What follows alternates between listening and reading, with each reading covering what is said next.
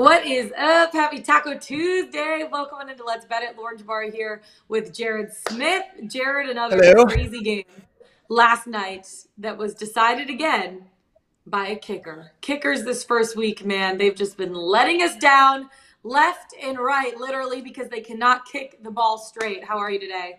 Happy Tuesday. Happy Tuesday. To be fair, I don't know if the kicker was put in the best situation last night by his offensive coordinator guru, now head coach guru, Nathaniel Hackett, and we can get it. Yeah. I posed a question on Twitter late last night. Would the narrative on Mr. Hackett be any different today if that kick had gone in? Overwhelming consensus, no, at least in the gambling community. I think in the sports radio community, maybe he would have gotten a little bit less hate if that kick had gone through the uprights, but it didn't. That's an alternate reality. It was stone cold, not a stone cold myth. Did it hit the upright? I don't remember. It was so much. No, it went wide left. It was wide completely. Left. There were some doinks that did take place over the weekend, though, which were fascinating. Yeah, we have a lot to get into, Monday Night Football reactions, and we're going to take a look at the stock report. Now, I'm not talking on Wall Street. I'm talking the NFL stock report because we got a few teams that we're looking at if their stock went up, stock went down to win the division, some surprises from week 1 of the NFL slate. Then we have NFL week 2 with Danny Burke. He's coming on from VSiN, so that's going to be exciting. And then baseball's still going on, Jared. We have to talk about our YRFIs and our NRFIs. I know it's tough to update the sheet every day, but there's still a lot of value on some of these NRFI reports. So we'll get into that with our best bet of the day. So without further ado, Pickswise, Let's Bet It, presented by Superbook Sports. Let's get into NFL Monday Night Football reactions. Russell Wilson back in Seattle. The best player in Seattle franchise history got booed before his first snap. Yeah, I didn't love that. Defense.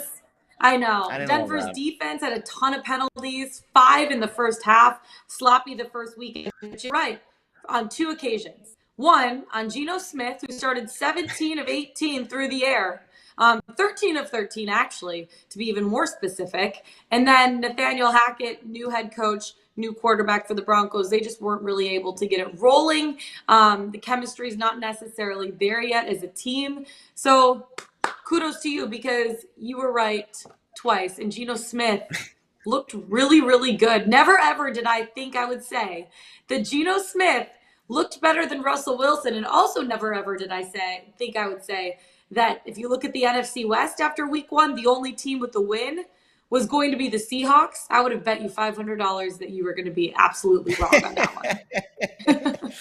I would not have booked that bet because I would have thought you were right. So I wouldn't have booked that bet. Thank you. Listen, it's week 1. I'm not going to get too high. Just like when we have a bad week, we don't get too low.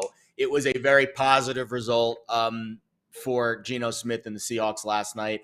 I think if you played that game out 100 times, I think the Seahawks cover more than they lose. I think there were some spots where Denver could have put their foot down and maybe gotten some distance between themselves. Of course, the goal line stands. But to be fair, Seattle had one where Geno kind of slipped in a fluky way on a quarterback sneak on 4th and inches. So you can make the argument that both sides kind of left some points on the board last night.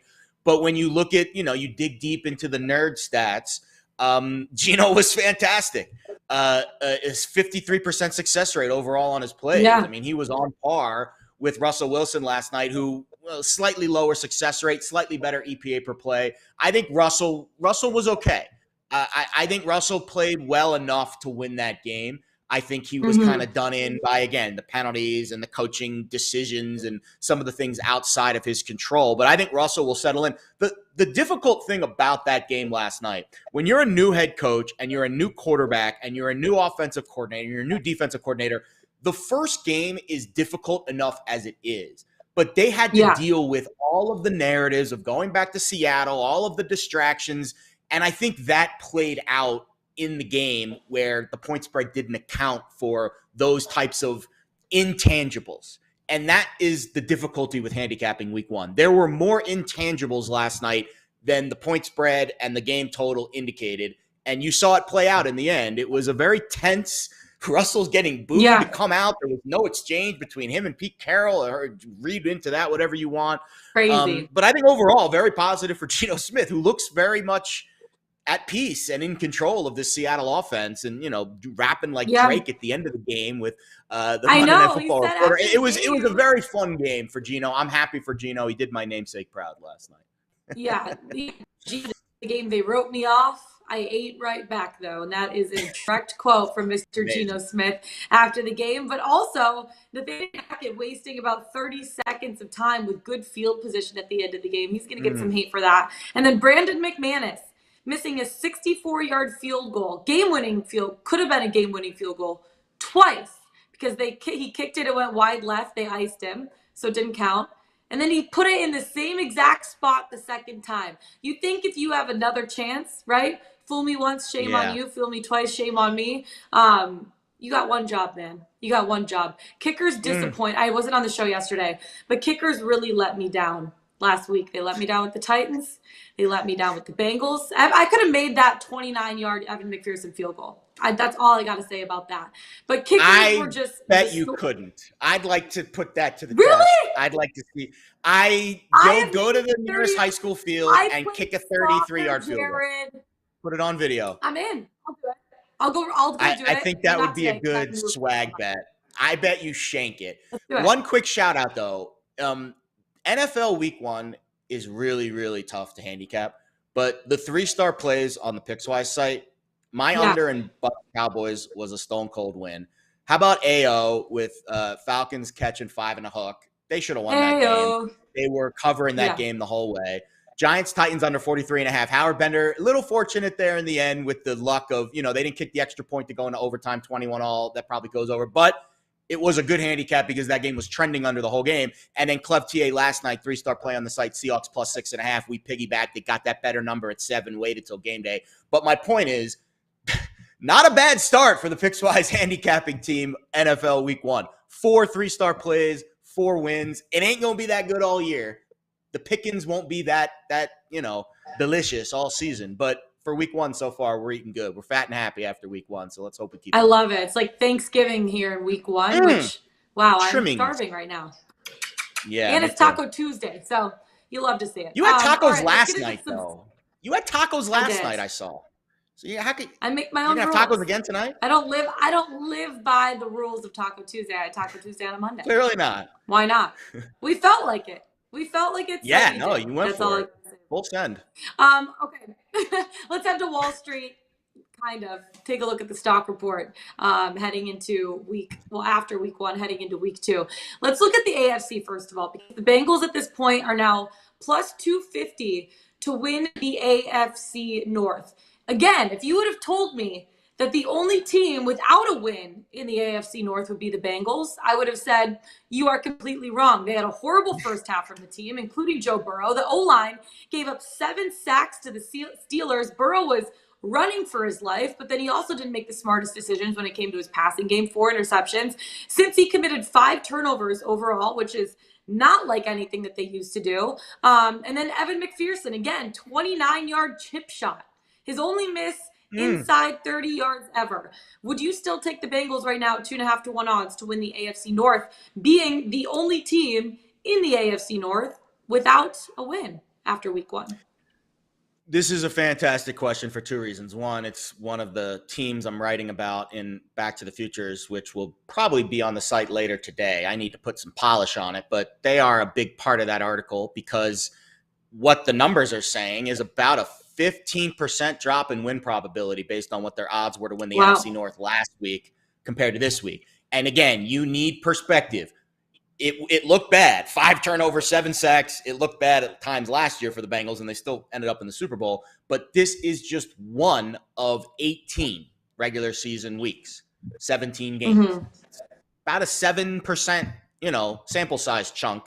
But the win probability dropped significantly more than that. I absolutely would be willing to bet the Bengals. I saw 3 to 1 at some shops. I even saw plus 330 at another. There are good numbers available with Cincinnati.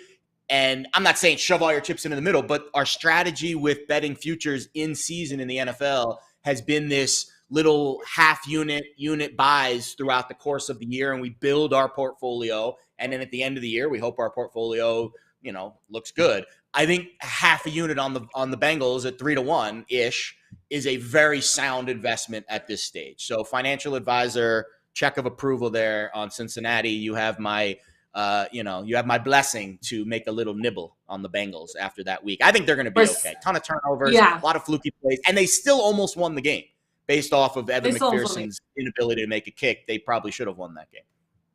Yeah, I know. Another game that came down to the kicker, the Titans. They're now plus 225 to win the AFC South. We are stocking up on the Bengals. I'm stocking down on the Titans at this point. They lost to the Giants in week 1. They were up 13-0 at half. No offense in the second half to secure it. Defense couldn't hold the Giants and get them done. And then you look at a guy like Randy Bullock, who missed a 47-yard field goal at the end to lose the game. And I lost my survivor pool. And then it doesn't get easier in week 2 because they're traveling to Buffalo next week to take on the Bills. Another thing that would surprise me if you said, hey, the AFC South after week 1, none of those teams are going to have a win after week 1. I would have been like, there's no chance. At least one of those teams is going to get a win. Right now, all 4 sitting at 0-1 or 0-1 after the Texans and Colts tied. But Titans plus 225 to win AFC South. Are you stocking up on them or are you stocking down on them? So the AFC South is a fascinating. I mean, it always is because there isn't a ton of, I want to say, high-end teams. Like, I don't think there's a team in the AFC South that I would even consider betting on winning the Super Bowl or even the AFC conference. I think the AFC South is kind of its own Super Bowl in a sense, where you have a team like Houston, you have a team like Jacksonville, not as much, that are such bottom feeders, but yet they played okay, especially Houston tying Indy at spots. I think with Tennessee, the issue that I have is their overall defensive regression, and I'm starting to not trust Mike Vrabel as much as I have in years past. But that being said, I'm looking at the advanced box score right now, and Ryan Tannehill played pretty well. Good EPA per play, solid 8 pushing the ball down the field, and that's without Julio Jones and A.J. Brown. Treylon Burks got involved a little bit. The Hilliard kid, Swain, the tight end, had a good game. And then Phillips, who I didn't even really know who the heck he was until this game. So they have some weapons that kind of came out of the woodworks and played a little bit better than some of their priors said. But the Giants defense didn't play great either. I think when I look at Tennessee overall, I'm kind of neutral on the Titans. I don't love the fact that their defense still hasn't really been figured out, but I think Tannehill played better than I expected.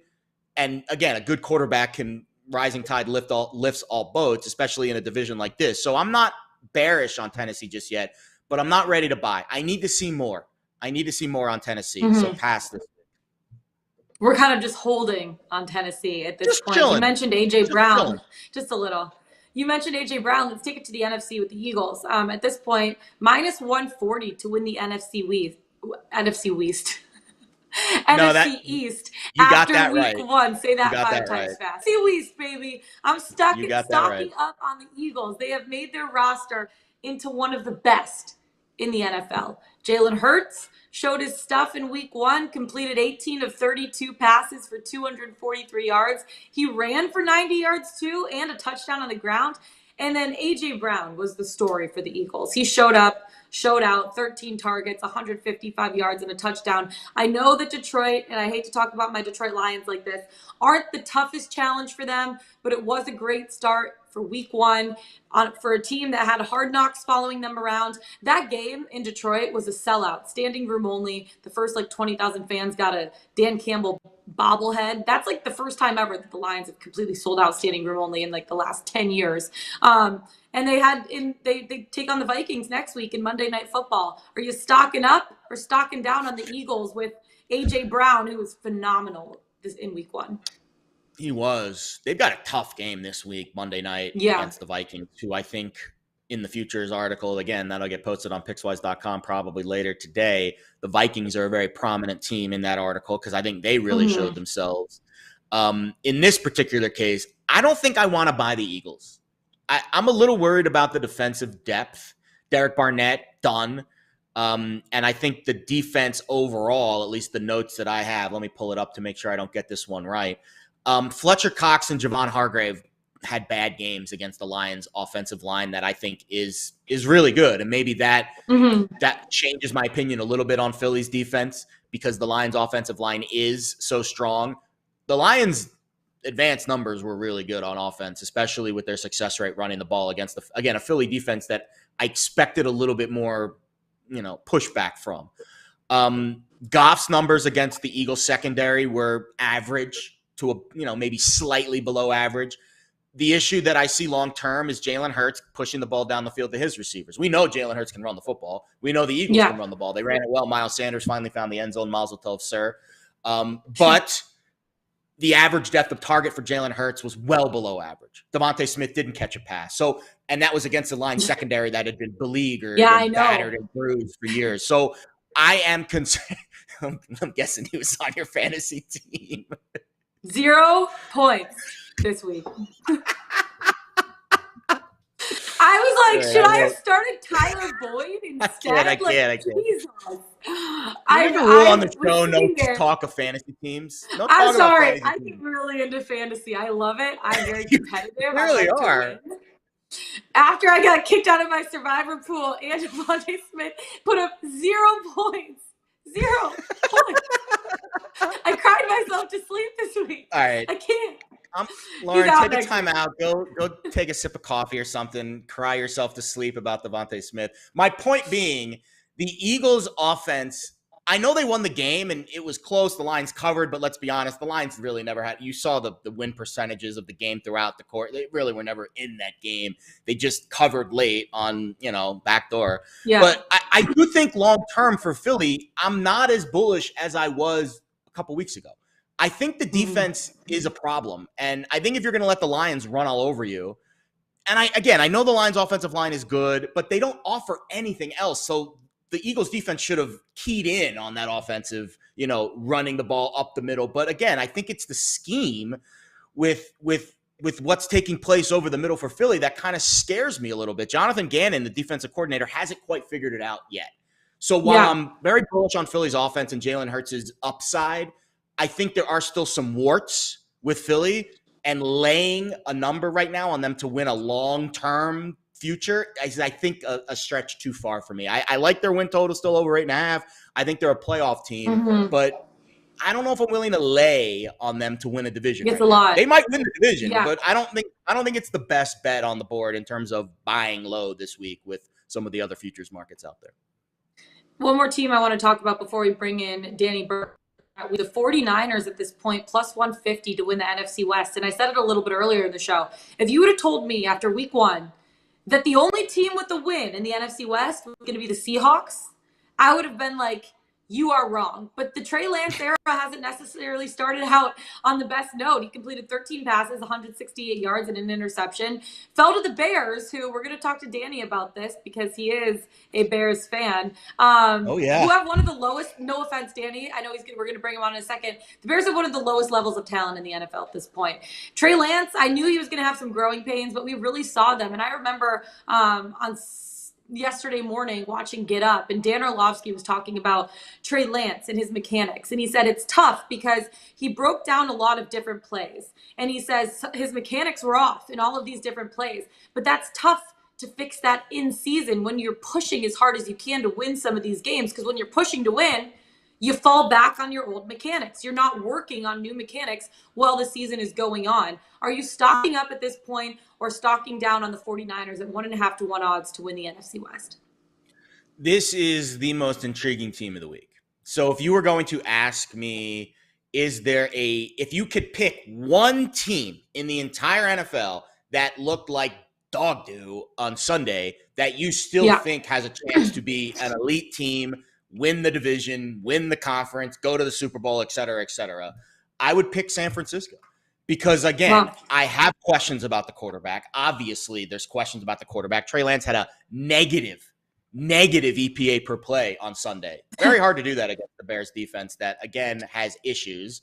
And you look at the Chicago offensive line, they had an 88% pass block win rate. The Bears offensive line was supposed to be like the worst in the NFL. I think the conditions played a major factor in what we saw on Sunday. not only was it Trey Lance's first game as the starter, it was 1 week removed from Jimmy G re-signing and all the distractions that caused. Mm-hmm. And then, oh, by the way, you're going to Chicago. I know he's played in North Dakota State, outdoor conditions and cold weather. It's not cold, but outdoor bad conditions shouldn't, discourage him or be a detriment. But those conditions were like a biblical flood, a little different. Mm-hmm. And I think the pass block win rate for Chicago, from what I heard, I talked to a couple, of my sources in the NFL, and they said that the footing was so bad that the defensive line for San Francisco couldn't get off the ball. And I think I'm not going to read too much into what we saw on Sunday. And I think San Francisco at their core is still a very good football team. I think they're going to get George Kittle back healthy, we hope. And I think they will take a big step forward this Sunday against the Seattle team in the ultimate sell high, buy low spot. Buying low on San Francisco, selling high on Seattle. You will be reading plenty more about this game on Pickswise.com later this week. Wink, wink, nudge, nudge. But I think San Francisco, the reason why I wouldn't buy them in the futures market is because Arizona and LA also lost. So it's not setting up as much of a buy low situation as I would have liked. If the Rams, even just the Rams, Cardinals were supposed to lose. If the Rams won and San Francisco lost, you probably would have gotten 2-1 on the Niners to win the division. That would have been something I would have considered. At this price, we politely pass, but we focus in on San Francisco this week because I think their game against Seattle is setting up as a perfect buy low opportunity, even though, surprisingly, the market didn't move that much after Seattle won last night. I was hoping for a 7.5, but it's still 8.5. I still think it's worth betting at 8.5, though. I was hoping for a market overreaction Monday because we were talking about that all last year. But almost an underreaction kind of. Seattle didn't move. Cleveland didn't move. I was expecting the Jets line to go to 7. That went the other way. Some fluky, weird things happening in the market this week, LJ. I know. Let's shift our attention now to week 2. Bring in Danny Burke, host of VSiN's Pro Football Betting Podcast, because we were just railing on your Bears for a second, Danny. I'm really sorry about that. But the win total of 6.5 at this point, being a Bears fan, it's looking pretty good for you. Are you feeling better about the over in this spot, or are you still kind of on the under on your Bears win total? Look, like you said, I am a Bears fan, shamefully most of the time. But over the course of the summer, I really actually have been talking up this Bears team more so than I have years in the past. And the reason that I did that, guys, is because the schedule really sets up favorably for this Bears team, right? They have a very solid spot with a lot of these squads. Most of the difficult games are going to be coming to Soldier Field. And you talk about this offense, and on paper, no, they don't have a lot of weapons. But you look at what they had last year, it's actually an improvement because you have Allen Robinson who left, but at the same time, Allen Robinson virtually did nothing for this Bears offense. You bring in Byron Pringle, one of the speediest guys in the NFL. You draft Bellis Jones Jr., who hopefully he can emerge as a good guy. He didn't play in week 1, but you still have hopes for him. And Keel Harry obviously wasn't in the game, and he'll be injured for a majority of this season, but we'll see what he can bring to the table. And you still got Khalil Herbert. You still got David Montgomery. And now you got a competent coach in Luke Getsy who actually knows how to make in-game adjustments and call plays, i.e. what happened in week 1. And I think you guys bring up a good point that you can't take too much away from that in the sense of how bad the conditions were. But at the same time, the Bears were playing in those conditions too, right? So you got to give them the benefit of the doubt and a little bit of, pat on the back there because they were able to come back trailing from a 49ers team that should have the better head coach, that should have the better team in the trenches and then at the defensive side of the ball. So you got to give credit where credit's due to the Bears. But again, what I've been saying is, will they get a lot of W's? Probably not, but they'll be a team that will, as a Bears fan, allow you to wake up in the morning and not hate yourself being a Bears fan. They'll cover a lot of spreads probably and make you competitive and show you that this season is a stepping stone. But was week 1 a fluke? Maybe, maybe not. I thought it was ridiculous that anyone would lay 7 points with Trey Lance in week 1 in the first place because he is a completely unproven commodity. So the fact that the Bears covered doesn't shock me. The fact they won outright, I'm a little taken back. But hey, we'll take a 1-0 record any day of the week, baby. Seldom do we get that as Bears fans. I love it. Jared, before you ask about week 2, I'm shamefully also, Danny, a Lions fan. So us NFC Northerners just really shitting the bed. But you guys actually had a really good week 1. The Lions didn't necessarily have a week one, and they haven't been good since I was 1 year old in 1993. But I digress. Okay, Jared, let's move on to week two because I need to just lick my wounds heading into next week. It's like a cultural distinction there. Kings of the North. Get like a Game of Thrones reference in there. All right, let's get into week two. So one of my favorite things to do, Danny, is to take the look ahead line and then compare to what I'm calling it the reopening line is. And your first game on the list was one that was intriguing to me. Panthers Giants. Mm-hmm. So the Giants show up. I think they played I don't want to say their best game, but definitely a positive effort in Tennessee. There were some flaws there. Carolina had their issues as well. This game goes from a pick'em to now we're seeing it almost touch 3 with the Giants favored at home. I think if it gets to 3, that's where the Carolina money steps in, obviously surrounding that key number. But do you think this line, which again has moved a couple of points close to now a key number towards New York, do you think it's moved too much and we're kind of overreacting to what we saw week one with Brian Daboll and the Giants? 100%. The Giants could have blown out the Titans, and I still would never be convinced on Daniel Jones. This is a complete overreaction to what happened. And you got to consider, they probably shouldn't have won that game in the first place if Tennessee just wasn't shooting themselves in the foot. Daniel Jones threw a costly interception in the end zone, where at that point, considering the Titans have a guy in Derrick Henry, should have ran down the clock and been able to control it and ended up concluding that game. Even with the 2-point conversion at the end, Saquon almost got tackled like 3 different times. All the credit in the world to Saquon Barkley, but Saquon was really the main reason why they won that game. What did he get, like 138 rushing yards or something like that? Like Daniel Jones. Daniel Jones was fine, 17-21, but he didn't really do anything that crazy to make him win, except for the one play that was a blown coverage in the secondary by the Tennessee Titans. So I am not sold on Daniel Jones whatsoever. And honestly, with the Panthers, I'm more impressed with them, even though they lost, just because of what they were able to do adjustment-wise in the second half. And Christian McCaffrey really didn't get anything going on the ground whatsoever. Just 33 rushing yards.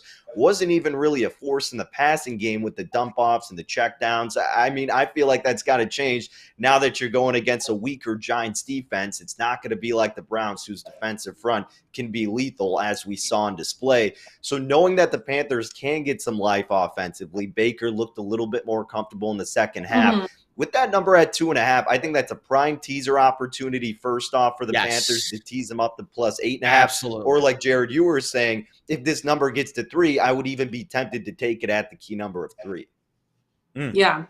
Another game on your list that I see to Monday Night Football, because the Vikings had a great showing last week, obviously, against the Panthers. At this point, speaking of our NFC Northerner love, the Vikings looking like they could be winning the NFC North at this point, but they're heading to Philly. It's going to be a tough game for Monday Night Football. The spread right now set at 1.5. Vikings, slight underdogs. How do you kind of see this game playing out, and how are you betting this one? Yeah, this one could almost be classified as an overreaction as well. But for myself, I really wouldn't say it is, because I've been very, very high on Minnesota all offseason. I took the Vikings over 8.5 wins at about minus $130. I took O'Connell Coach of the Year at 20-1. Nice. I think the Vikings have a great chance to win this division. And the Packers starting off slow in week 1, not shocking, because 1, they've done that before. And 2, it was a division game. And 3, Rodgers doesn't really have any weapons. Christian Watson dropping a wide open pass. He has troubles developing relationships with his own family. How's he going to do it with rookie receivers now? Like, it's going to be a hurdle for Aaron Rodgers this year. But with the Vikings, O'Connell is pertaining perfectly to Kirk Cousins. Zimmer didn't give Cousins a chance. Now that you got an offensive-minded guy in there with weapons like Osborne, with Thielen, with Jefferson, with Cook, with Mattison, like, this team could be one of the best offenses in the NFL.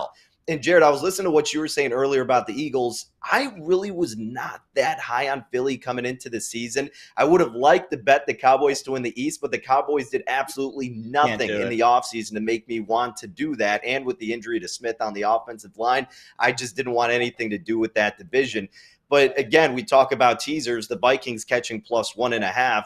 perfect opportunity to do that in a primetime game. Get this Vikings team up to 7.5. You could pair them with the Panthers like we were just talking about, because Minnesota last year, pretty much every game except for like 2 ended with a 1-score game. So even if the Vikings do lose, I think it could absolutely be within a touchdown. But I'm really high on Minnesota this year, and I definitely be looking to use them in a teaser.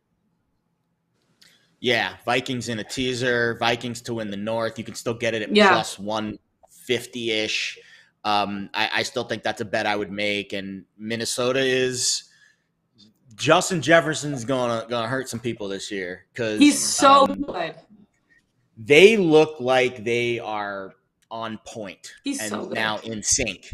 Mike Zimmer's gone. The offense looks on point. All right, speaking of offenses on point, maybe it surprises you. Carson Wentz, after week 1, is a top 10 analytical graded quarterback. EPA per play, all the nerd numbers that I love. He is, I don't want to say overachieving so far, but right now I would put him in the positive category. Lions, right now, we'll see what happens this week, but I would put him in the positive category. Lions offense, again, didn't do as much as I would have liked, but they did enough to at least show me something. And they did it against an Eagles defense that, again, we talked about their issues, but I still think there's some pieces on that Eagles defense. And late, Detroit showed that they can, at least move the football. Now they face the Commanders this week, who, again, listen, I think Washington's offense looked really good. And they're still playing without 2 of their better players defensively. I love the over in this spot. The total went up a couple of points. I got in last night at 48.5. Missed that secondary key number of 47. Now it's kind of moving towards that other key number of 51 when we talk about totals. But I still think anything below 50 is a buy for me to the over here. Do you have a side that you like in this game, or do you agree that we're going to see some offense between these two teams on a fast track at Ford Field? Yeah, I don't mind your angle to betting the over in this game. The thing that stood out to me first and foremost with this spot was just looking at Detroit. And again, being an NFC Northerner, seldom are we going to say we're looking to back Detroit. But when it comes to going against Carson Wentz, I think that fits the bill for a perfect opportunity. I know you're throwing out all those advanced analytics with Wentz, which does kind of make us all chuckle a little bit. I'm just not a Carson Wentz guy. Since the injury, I just can't trust this dude whatsoever. I mean, even if his numbers are great, let's not forget the 2 crucial interceptions he had against the Jaguars that probably should have cost them the game. I mean, it was just vintage Carson Wentz. Like, what the heck are you doing, man? And Jacksonville offensively will end up being a fine team. I think by the end of the year, they'll at least kind of be like the Bears in the sense of being competitive. Trevor Lawrence is looking still like a really good quarterback. He just needs help on the offensive line. So, again, I don't want to take too much away from that game on the side of Washington because it was Jacksonville at the end of the day, and Carson Wentz still had moments where he looked really poor. So you see the line moving in favor of Detroit early on here. And I think now that you got over that week 1 hurdle of getting that Hard Knocks bump of everybody loving to bet them, now it's kind of marinated a little bit and you can actually get an appropriate price on this Detroit team. And again, like, Jared Goff, you could argue, is in the same camp for sure as Carson Wentz, but they still have a lot of good surrounding pieces. And you talked about that running game. DeAndre Swift looked like an absolute monster. You know you're going to get some action from Jamal Williams, and you still have some good receivers who are emerging on that team as well. So as long as Detroit doesn't have to play from behind and they can keep it close or get out to that early lead, I feel really comfortable with the lines here. And I actually did pull the trigger on them because I felt like the line would keep moving their way. So, guys, I ended up laying about minus $1.30 on the money line with the lines. I'm someone who will lay a little bit more to have that security instead of the spread, even though it is under the I don't mind it. But if you lay the 2.5, more games are landing 2 lately, Danny. More games the last few years have landed 2. So I don't mind it on 2.5. You get a favorable price on the money line. So I love it. Go Lions, LJ. Go Lions. I know. I was just going to say nothing makes my day more than when someone uses the word monster and comfortable when describing my Detroit Lions. So thank you for that. That O-line is – let's get it. Let's go. That O-line is fierce. I'm all about it, baby. That O-line is going to cause problems for teams this year. They are legit up front. And listen, we're going to be over 500. What did you say the other day? It's all in the trenches. This is the year. #we believe. A team that I really do believe in, though, is the Baltimore Ravens, because Jared and I talked a couple weeks ago how we think they're going to be the team in the NFL to go from worst to first. Obviously, last year was like one of the 2 years in Harbaugh's 14 seasons with the team where they finished under 500. This week, they're taking on the Dolphins, who Tyreek Hill showed up last week.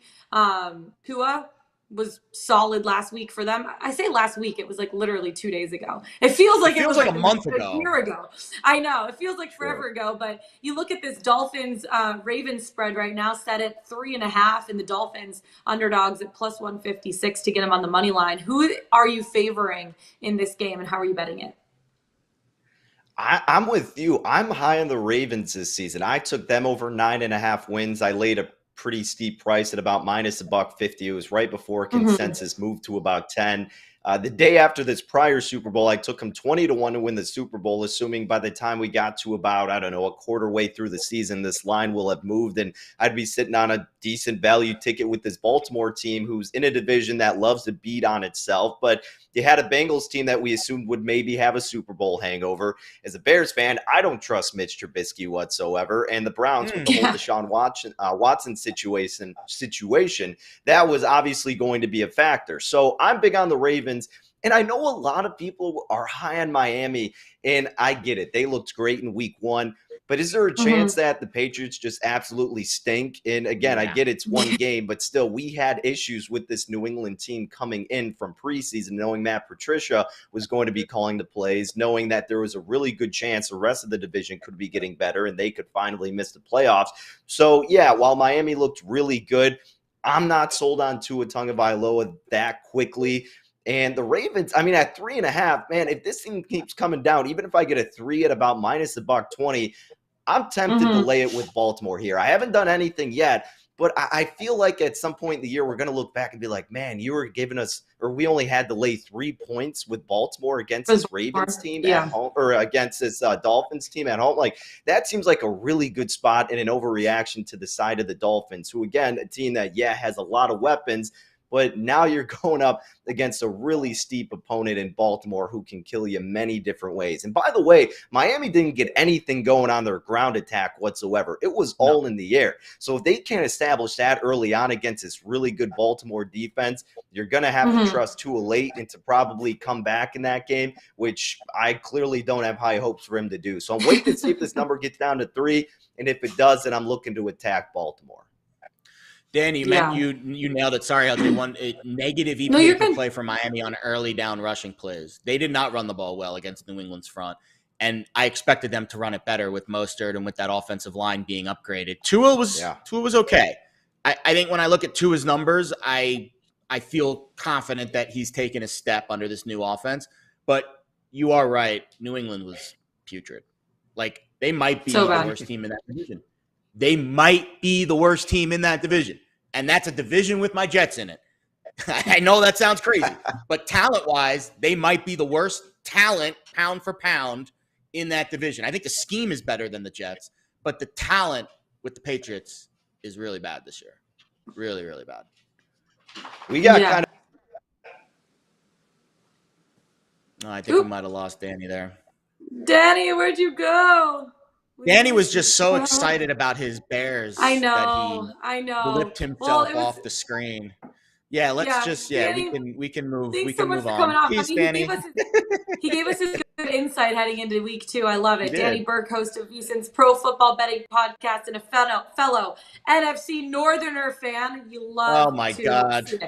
Okay, we're going to be talking NFL all week. We have our Pickswise playbook show being recorded tomorrow. That's going to come out shortly after that. We have week 2 we're going to be talking about tomorrow, Thursday, Friday, Saturday, Sunday, obviously. So a lot of NFL heading into this season. All right, before we get into our best bets of the day, Major League Baseball. Yes, we're still talking Major League Baseball because there's a month left of the season. Well, actually only like 2 weeks left at this point. It's crazy. Yes, YRFI, Jared. Nerfies went 5 and 3 yesterday. We're going to both get into a Nerfie for our best bet of the day, but I just wanted to mention that Nerfies, no runs first inning, went 5 and 3 yesterday. And before we get into our best bets of the day, please, Pickswise.com, 3-star play of the day. Who do we got heading into tonight, Jared? Well, first, I'll give Mark Lammy a shout because if we're talking baseball, we've got to at least mention that he has 2 YRFIs on the site for today. And a tremendous job. Again, the YRFI Nerfy sensation has been fun this year. It's been fun. Yeah, it has. I've had a blast. It's been stressful.